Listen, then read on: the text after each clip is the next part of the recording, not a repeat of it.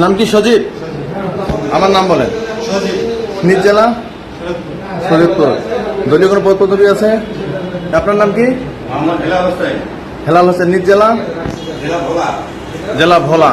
আপনার নাম? কবির। নিজ জেলা? আপনার নাম? কালাম ফরাজি। নিজ জেলা? থানা লালমোহন। আপনার নাম? জেলা ঢাকা। আপনার নাম?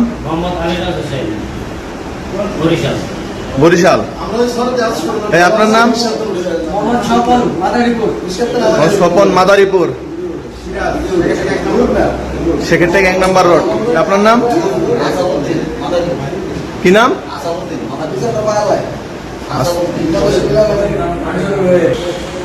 ভাই লাস্ট ম্যান। আপনার নামটা কি?